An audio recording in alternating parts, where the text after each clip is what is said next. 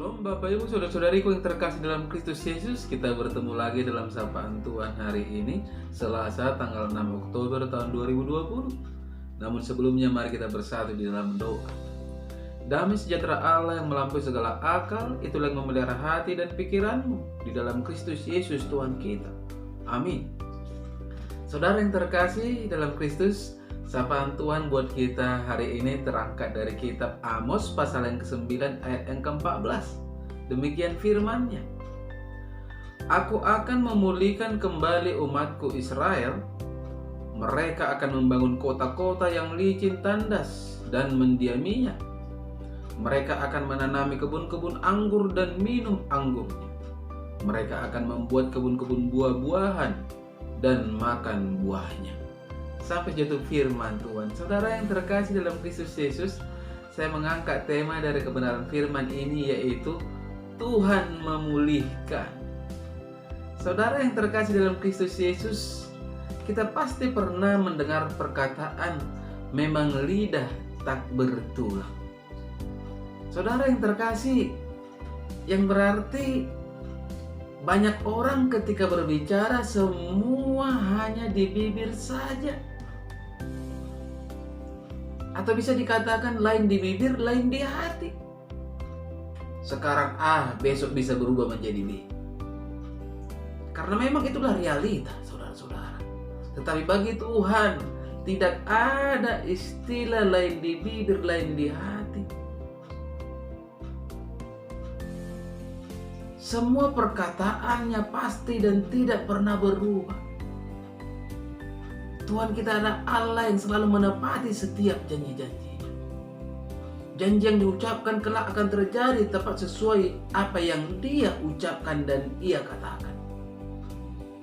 Dan Allah dapat dipercaya karena memang apa yang Dia ucapkan pasti akan Ia laksanakan dan Ia tepati.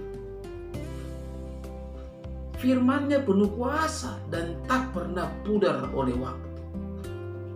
Kuasa pekerjaannya pun dapat dipercaya karena Ia membuktikan setiap kuasa-kuasanya. Allah adalah adil, saudara-saudara, dan perkasa.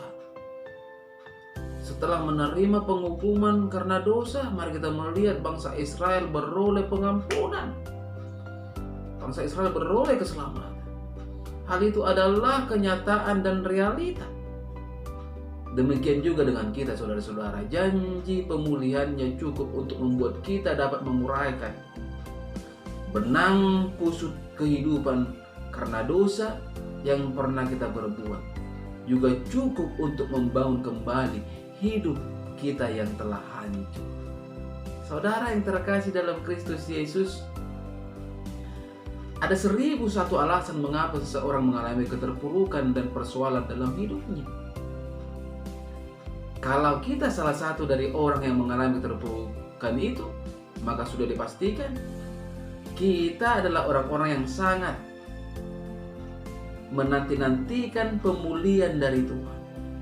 Dipandang dari sisi kehendak, maka sesungguhnya pemulihan itu adalah inisiatif Allah sendiri.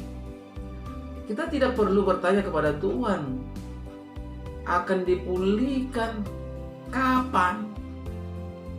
Sebab jawabannya hanya satu, yaitu ketika kita hidup dalam pertobatan dan kekudusan.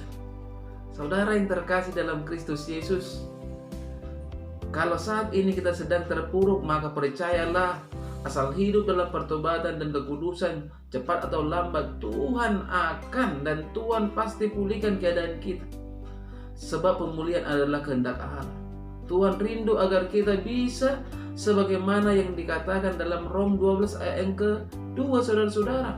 Janganlah kamu menjadi serupa dengan dunia ini, tetapi berubahlah oleh pembaruan budimu, sehingga kamu dapat membedakan manakah kehendak Allah, apa yang baik, yang berkenan kepada Allah, dan yang sempurna.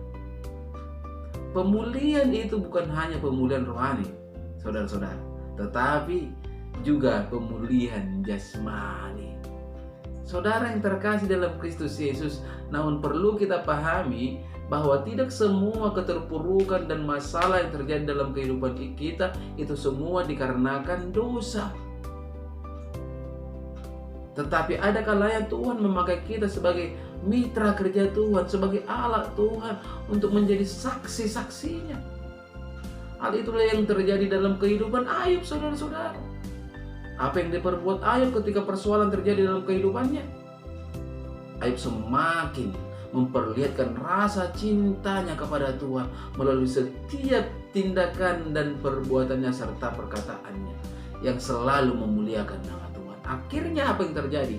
Pemulihan pun terjadi dalam hidup Ayub. Saudara yang terkasih, sapaan Tuhan hari ini menerangkan bahwa Tuhan akan membangun kota-kota. Artinya ada dana yang Tuhan berikan untuk suatu pembangunan. Berikutnya dikatakan mereka akan menanam kebun anggur dan minum anggurnya, membuat kebun buah-buahan dan makan buahnya. Kalimat ini menunjukkan kepada kita bahwa kita bisa menikmati berkat-berkat jasmani, saudara-saudara, di dalam kehidupan ini. Kita tidak lagi menyimpan uang seperti dalam pundi-pundi yang bolong, atau biasa dikatakan dalam bahasa Batak puro-puro nama topo.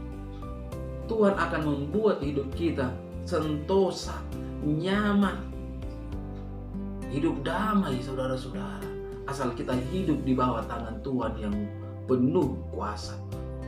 Oleh sebab itu, marilah kita menjadi pribadi yang tidak sama dengan dunia ini, tetapi hidup seturut firman Tuhan. Pemulihan akan menjadi milik kita. Amin. Kita bersatu dalam doa. Bapa di surga, kami patut bersyukur dan berterima kasih oleh kebenaran dari firman-Mu yang mengajak kami, Tuhan, mengingatkan kami bahwa kuasa Tuhan mampu memulihkan kehidupan kami. Mari Engkau memeteraikan Tuhan kebenaran firman-Mu ini melekat dalam kehidupan kami pada setiap para pendengar dimanapun berada, sehingga mereka menjadi orang-orang yang dipulihkan, yang dikuatkan, menjadi saksi-saksi Tuhan yang akan berbeda dengan dunia. Izinkan Tuhan ketika mereka sakit, Engkau berikan kesehatan. Ketika mereka lemah, mari Engkau berikan kekuatan. Ketika mereka mendapatkan persoalan, Engkau berikan Tuhan jalan keluar. Hanya kepadamu kami Tuhan mengadu, hanya kepadamu kami Tuhan berserah. Hamba juga berdoa untuk itu Mama El, tetap berikan Tuhan kuasa-Mu dalam hidupnya, sehingga berangsur-angsur pemulihan yang sempurna terjadi dalam kehidupan. Itu juga Tuhan, Inang Opudabora, Hamba-Mu tidak bosan-bosannya membawakannya dalam doa. Biarlah Tuhan yang berkarya dalam kehidupannya. Biarlah kehendak Tuhan yang nyata dalam kehidupannya. Hamba-Mu juga berdoa Tuhan untuk Inang Yeni, Inang Boru Utapia. Segala sesuatu upaya yang diperbuat dalam kesembuhan, mari Engkau campur tangan, sehingga ada kuasa yang terjadi di mana kesembuhan terjadi dalam hidupnya. Itu juga Tuhan, setiap jemaat yang telah Engkau percayakan kepada hamba-Mu ini, mari Engkau berkati setiap rumah tangga mereka, mari Engkau berkati setiap pekerjaan mereka, keluarga hamba-Mu yang jauh dan dekat. Biarlah dalam lingkupan tangan kuasa dan pengasihan. Inilah doa hamba-Mu Tuhan di pagi hari ini. Hamba-Mu percaya Tuhan pasti mengabulkannya, karena hamba-Mu berdoa hanya dalam nama Kristus Yesus Juru Selamat kami yang hidup. Amin. Salam buat kita semua. Salam sehat.